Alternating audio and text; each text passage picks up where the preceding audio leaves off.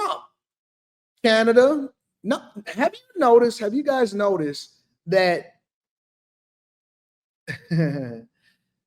nobody ever flies? Think about this for a second, y'all. Trump never flies to their country. All of them talk tough. All of them talk really, really heavy. None of them ever actually does anything.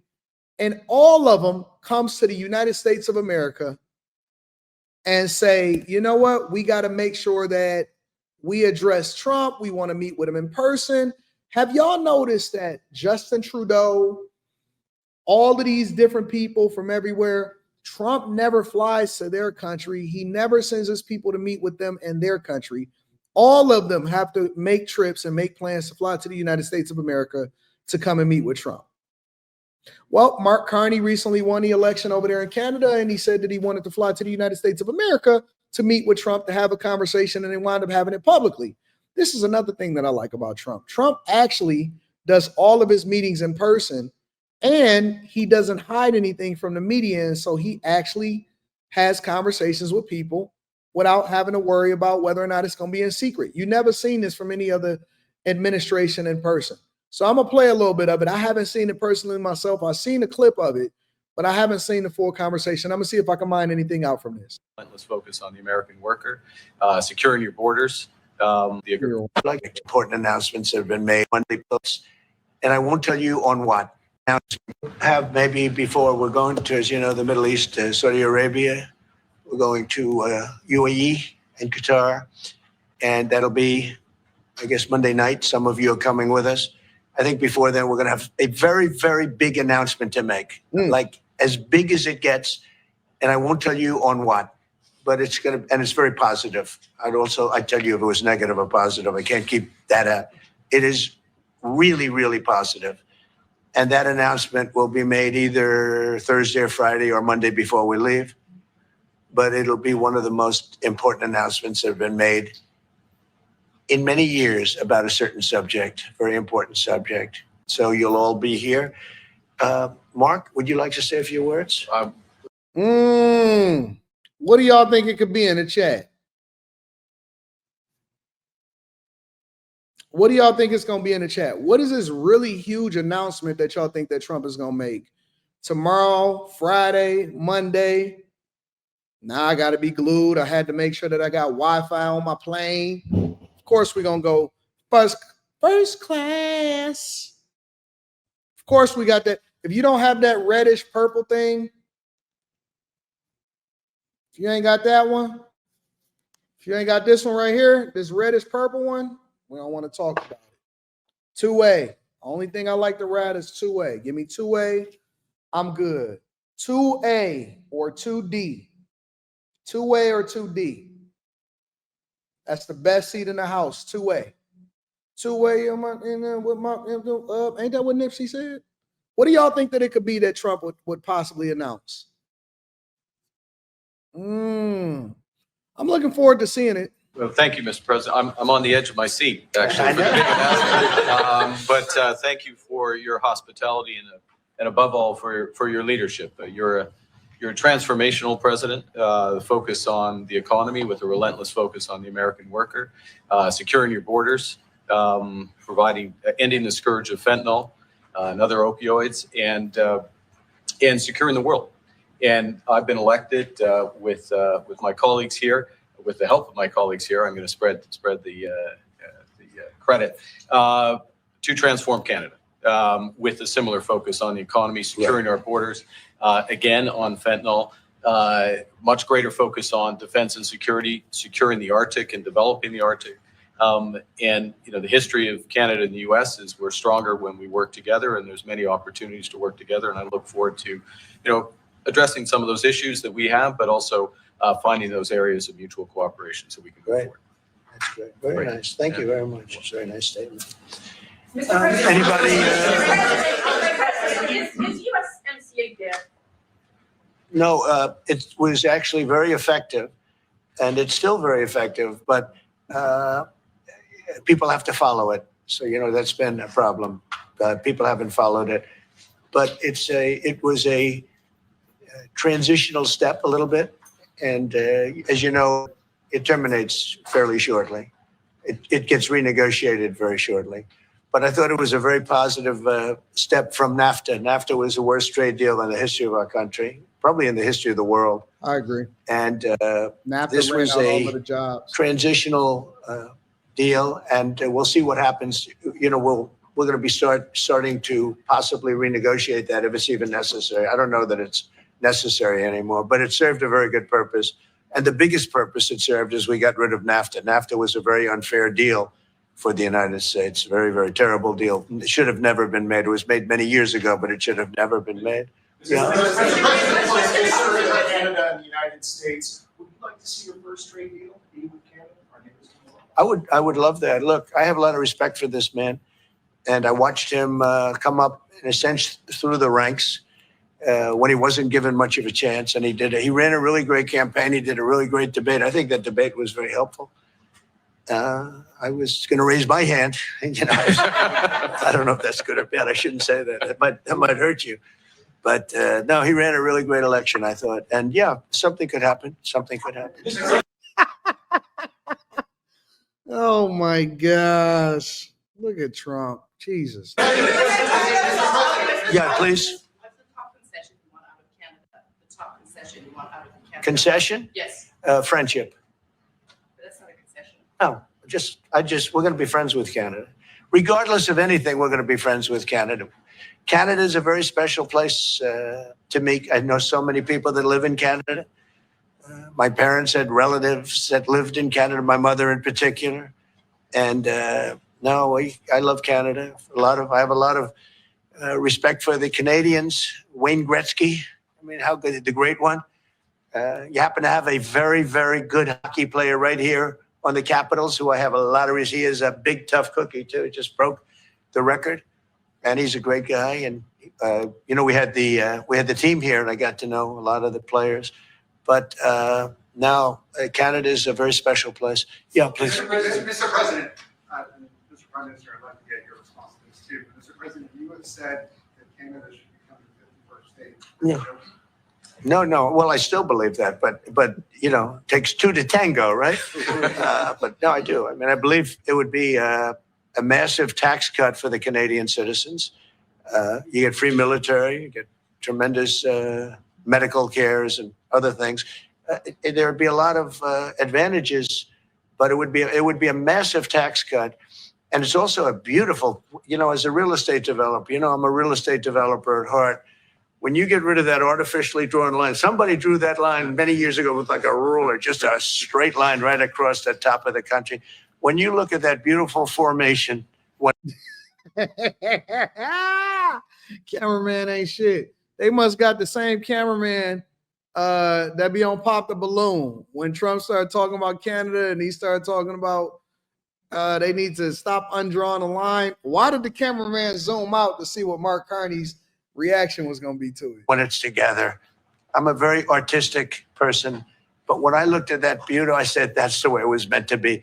But, you know, I do feel it's much better for Canada, but we're not going to be discussing that unless somebody wants to discuss it. I think that there are tremendous benefits to the Canadian citizens, tremendously lower taxes, free military, which honestly we give you essentially anyway, because we're protecting Canada if you ever had a problem. But I think, it would really. Oh my God. Dog. He low broing them. You can't, dog, don't let him low bro you right there inside of the Oval Office. I guess he made an example of Zelensky, so you don't want to end up being another Zelensky though, right? He just little broing him. He little broing him the whole time. Really be a wonderful marriage because it's two places that get along very well. They like each other a lot. Well, if I may, as you know from real estate, there are some places that are never for sale. That's true. We're sitting in one right now, you know, Buckingham Palace that you visited as well. That's true. And having met with the owners of Canada over the course of the campaign last several months, it's not for sale, won't be for sale ever. But The opportunity is in the partnership and what we can build together. We have done that in the past. And part of that, as the president just said, is with respect to our own security. And my government is committed for a step change in our investment in Canadian security and our partnership. And I'll say this as well, that the president has revitalized international security, revitalized NATO, and us playing our full weight in NATO, and that will be part of it. And they have, I must say, Canada is stepping up the military participation because Mark knew, they were low and now they're stepping it up. And that's a very important thing. But never say never. Never say never. What?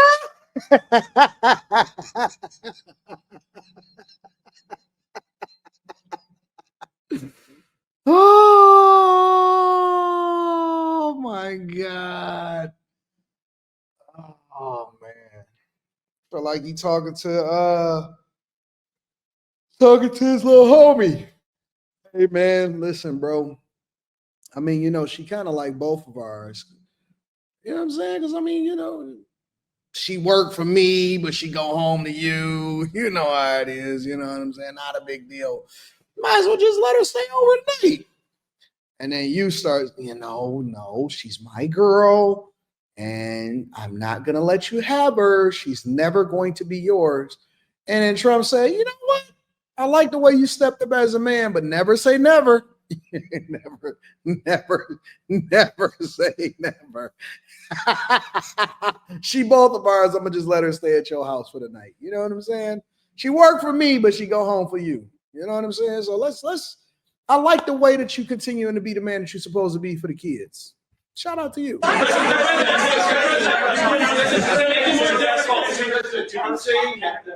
What would it take to get the terrorists off of Canada? Well, we'll be talking about different things. Like, we want to protect our automobile business, and so does Mark. But we want to make the automobiles, and we want to, we have a tremendous abundance of energy, more than any country. We have, just in Alaska alone, Anwar has been reopened now. Anwar is probably the largest find anywhere in the world. They say it's larger than Saudi Arabia. I don't know, but it's a lot. But we have tremendous amounts of energy. Other countries don't. We're both lucky in that way. They have energy. We have energy. We have more than we can ever use and more than we could ever sell, actually. And you have the same thing. So we're two countries that are very lucky. If you look at China, they don't have that. It's a big disadvantage. Other countries, most countries don't have. Most countries don't have that. So Canada and us, we have a lot of advantages over other places. When you consider what Mr. Carney just said, that Canada is not for sale, does this make the discussion a little more difficult to start on? No, not at all. No, not at all. No, time will tell. It's only time. But I say, never say never. I've had many, many things that were not doable, and they ended up being doable, and only doable in a very friendly way. But if it's to everybody's benefit, Canada loves us, and we love Canada. That's, I think, the number one thing that's important. But we'll see. I mean, over time, we'll see what happens. He is so uncomfortable, bro. China. I was hoping you could clarify something. Earlier this morning, Capitol Hill Secretary. He's so uncomfortable. This is what Ivy League Hey, universities what's you going can on get in- here? Oh, I see what's going on. We got the wrong account here. All right, let's go over the immigration process. He is a big, tough cookie, too. He just broke the record. There have been no negotiations yet with China. You have said something different. Turning around in the Pacific Ocean. Big turn. Those are big ships. Those ships take about 10 miles to Got to turn. go to the premium. You know what I'm saying? We had to switch over to premium. I don't like that. I don't like that at all. And, we lost $1 trillion to China on trade because of an incompetent president that we had who preceded me, grossly incompetent. You're finding it out more and more now. And by not trading, we're losing nothing. So we're saving $1 trillion. It's a lot. But they want to negotiate and they want to have a meeting, and we'll be meeting with them at the right time. But you haven't met with them yet. I have not met with them. Of course, you would know if I met. I'd tell you they want to meet. But, we are right now. Look, they're suffering greatly. Their economy is suffering greatly because they're not doing trade with the U.S. And And they made most of their money off the U.S. Don't kid yourself. They don't make the money off other countries like this. And they were making, we had a trade imbalance. We had a deficit, or they had a surplus, another way of saying it, of more than $1 trillion. Think of it, more than $1 trillion. And because of 145%, that's the only reason, but because of, they have now 145% tariff, there's no trading. You can't trade with 145%. We are therefore making, in a certain way, I guess, $1.1 trillion. In other words, we're not losing $1.1 trillion. Our deficit is much better. When I started, I say we were losing billions of dollars a day on trade. That's rapidly turning around. We looked at numbers this morning. So we were losing, the United States during Biden was losing more than, I won't even give you numbers because they're so embarrassing, but billions of dollars. Why do y'all say y'all trying to look for my troll account on the side? What troll? I don't have a troll account. I don't have, what is a troll account? Y'all actually think that people got a troll account? No. I got my regular accounts. I manage this channel. I got my daughter, and then Millionaire Morning Show, After Hours, and Darth Anton. That's it. What is a troll account? A day on trade. Y'all set up troll accounts? Dog, we too grown. We ain't got time for no troll account, fam. Those numbers are rapidly turning between the tariffs. Don't forget, we're now getting 25% on cars, 25% on aluminum, 25% on steel, and maybe more importantly, massive numbers of companies are moving into the United States. Honda, we have tremendous, the car companies are moving in at levels we've never seen before. The biggest investment ever made in the United States is the wrong account. Was looking at it with the Millionaire Morning Show account. I got premium on the Anton Daniels channel, and so that's the channel that I use to surf things and find out what's going on. being made right now. Trillions of dollars. I would say we could be at $9 trillion. You could go back to other presidents. They haven't had $1 trillion for their entire term. Look at Biden. He had bad numbers. People are leaving. They weren't coming in. They were leaving with Biden, and he didn't know the difference. The only thing he knew is people coming in. You know who they were? Illegal immigrants, okay, from prisons, from mental institutions, from all sorts of places that weren't good, from gangs, from Venezuela. They were coming in and they were criminals and murderers, 11,888 people that murdered, and at least half of them murdered more than one person. This is what Biden led into our country. I'm bringing in big companies. Shout out to Trump. And then they went on and they had some more discussions and they had some more uncomfortable conversations.